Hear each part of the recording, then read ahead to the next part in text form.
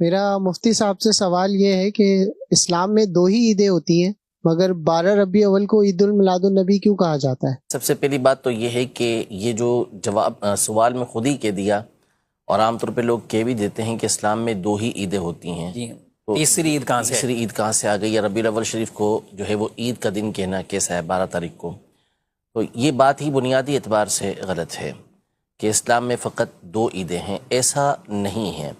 دو عیدیں اصل میں یہ ان دو دنوں کے بدلے ہمیں عطا ہوئی ہیں کہ جو زمانہ جاہلیت میں کفار کا ایک طریقہ کار تھا کہ وہ 2 دن جمع ہوتے تھے سال میں، اور اس میں کھیل کود وغیرہ کرتے تھے۔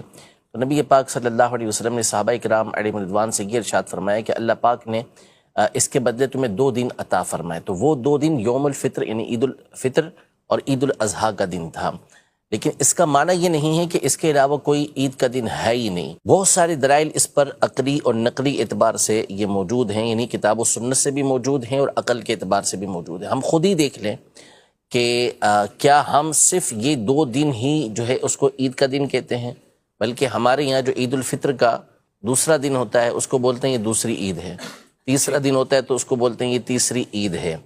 تو خود ہی تو ہم اس کو دوسری عید تیسری عید یہ کہہ رہے ہوتے ہیں۔ اسی طرح بقرعید کے اندر بھی اسی طرح کے الفاظ استعمال ہوتے ہیں۔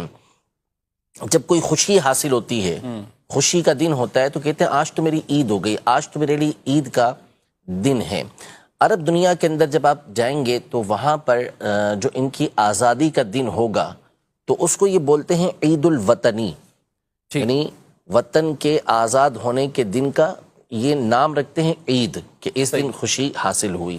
تو عید بنیادی اعتبار سے اس دن کو کہا جاتا ہے کہ جو وہ خوشی کے جو لوٹ لوٹ کر آئے، عید کا معنی ہے وہ خوشی جو لوٹ لوٹ کر آئے۔ تو یہ تو ایک لغوی اعتبار سے اور ایک سمپل مثالیں ہو گئیں۔ باقی اس کے علاوہ یہ کہنا کہ 2 ہی عیدیں ہیں، یہ بنیادی اعتبار سے احادیث طیبہ کے اور قرآن کے نصوص کے خلاف ہے۔ نبی پاک صلی اللہ تعالیٰ علیہ وسلم کا واضح فرمان یہ موجود ہے کہ آپ نے ارشاد فرمایا کہ جمعہ یہ مسلمانوں کا عید کا دن ہے۔